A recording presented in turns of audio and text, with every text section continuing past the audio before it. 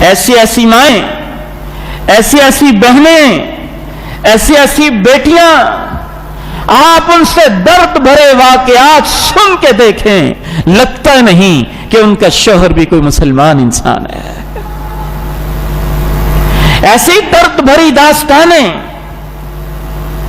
کتنی ہی پڑھی لکھی خواتین، ہائیلی کوالیفائڈ، وہ اپنے گھر کے اندر مار پٹائی برداشت کر رہی ہیں، ان کے چہروں پہ نشان پڑے ہوتے ہیں کہ ایسے بھی خاوند ہوتے ہیں جو اپنی بیویوں کے جسموں کے اوپر تیزاب چھڑک کے نہ جانے اپنی محرومیوں کا بدلہ اس پرائی خاتون سے جو اس کے لیے اپنے والدین کو چھوڑ کے آئی کس طرح سے لے رہے ہوتے ہیں۔ ان کو کیوں یاد نہیں رہتا کہ مسلمان ہیں، اللہ کے پیغمبر سے تعلق کی کچھ تو لاج رکھ لے۔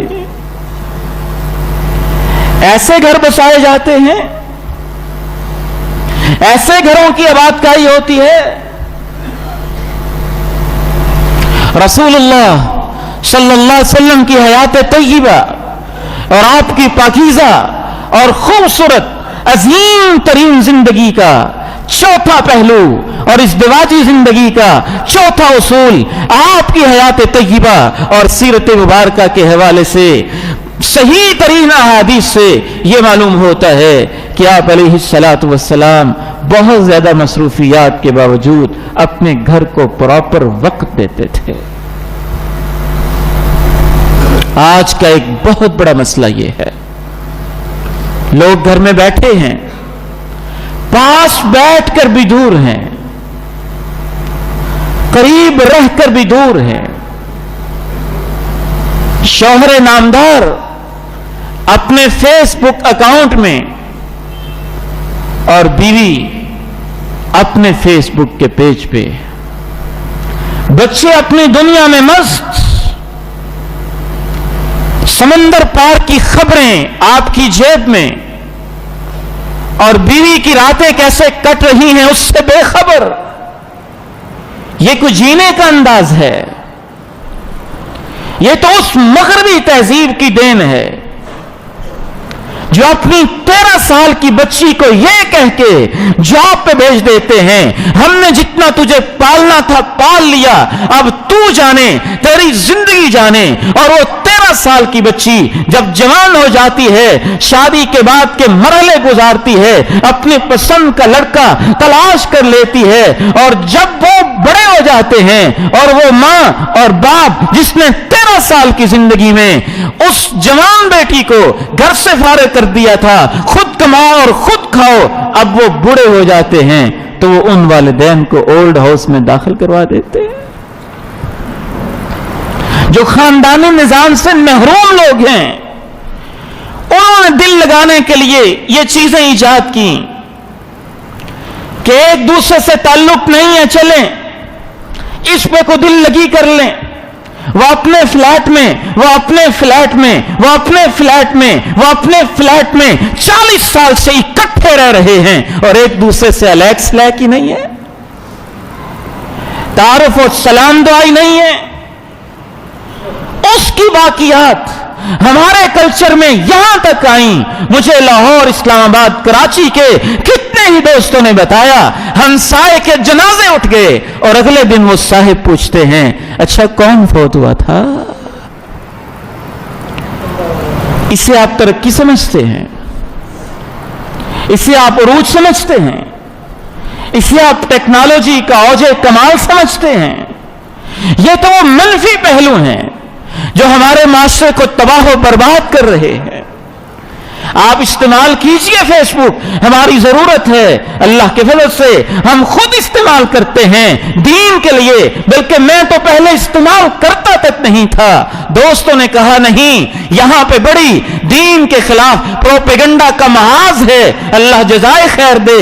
اسی وجہ سے پھر دوست احباب نے فیس بک پیجز بنائے، واٹس ایپ کے گروپ بنائے کہ دین کی باتیں ان آلات کے ذریعے سے لوگوں تک پہنچائی جائیں۔ یہ ہماری ضرورت ہے۔ میں یہ کہنا چاہتا ہوں کہ ان کو ضرورت کی حد تک رہنا چاہیے، ان کی وجہ سے ہمیں ایک دوسرے سے اجنبی ہو کے نہیں رہنا چاہیے۔ اللہ کے پیارے نبی علیہ الصلوۃ والسلام کی زندگی تو دیکھیے، پھر کبھی ہمارے پاس یہ بہانے ہوتے ہیں، مصروف بہت ہو۔ جو دیندار لوگ ہیں ان کے پاس یہ بہانہ، دین کے کام بڑے ہیں۔ جو تنظیمی اور تحریکی لوگ ہیں ان کے پاس یہ بہانہ، تنظیمی مصروفیات بہت ہے۔ آپ سے زیادہ مصروف انسان کون ہوگا؟ جبریل امین کے ساتھ تعلق ہے، وہی لے کے اتر رہے ہیں۔ رب تعالیٰ کے ساتھ ایسا تعلق ہے کہ راتوں کو کھڑے ہو کے رب کے سامنے قم اللیل الا قلیلا نصفہ او انقص منہ قلیلا او زد علیہ ورتل القرآن ترتیلا کے منظر پیش ہو رہے ہیں۔ پاؤں میں سوجن پڑ رہی ہے، پوچھنے والے پوچھ رہے ہیں اتنی عبادت کیوں کر رہے ہیں؟ آپ جواب دے رہے ہیں اللہ کا شکر ادا کرنا چاہتا ہوں۔ جنگیں بھی ہیں، میدان جہاد بھی ہے، سفر بھی ہے، بدر و احد کے، حنین و تبوک کے، فتح مکہ کے، مارکے اور لمبے لمبے سفر بھی ہیں۔ اس کے باوجود جناب ابن عباس گھر کے بھیدی آپ کے کزن ہیں، رشتہ دار لگتے ہیں۔ جناب ابن عباس رضی اللہ تعالی عنہ وارضاہ ارشاد فرماتے ہیں کہ شاید ہی کوئی ایسا دن ہوگا، اللہ کے پیغمبر کا معمول تھا، جس دن آپ کا یہ معمول نہ ہو۔ فجر کی نماز پڑھتے، اذکار کرتے، اذکار سے فارغ ہو کے سیدھا اپنے ایک ایک گھر میں چکر لگا کے حال احوال پوچھا کرتے تھے، روزانہ کا معمول۔ 9 ازواج مطہرات ہیں، 9 ہماری مائیں ہیں، اور ان سے خیریت دریافت کر رہے ہیں۔ اور ہماری ماں کیا شہادت دیتی ہیں، دیگر احادیث کیا شہادت دیتی ہیں؟ قل یوم الا وکان يدخل على نسائه بعد العصر۔ ایک اور حدیث یہاں تک شہادت دیتی ہے کہ عصر کے نماز کے بعد شاید ہی کوئی ایسا دن ہوگا جس میں آپ نے نعرہ کیا ہو۔ عصر کی نماز کے بعد دوبارہ ازواج مطہرات کے پاس چکر لگاتے تھے۔ امام ابن حجر رحمہ اللہ لکھتے ہیں کہ صبح کے وقت حال احوال خیریت پوچھتے، عصر کے بعد کچھ زیادہ وقت دے کے پاس بیٹھتے، خیر خیریت ضروریات دریافت کرتے ہوں گے، اور رات وہاں گزارتے جہاں عدل و انصاف کے تقاضوں کے مطابق جس ہماری ماں کی قسمت میں یہ سعادت ہوتی، وہاں آپ رات گزارتے۔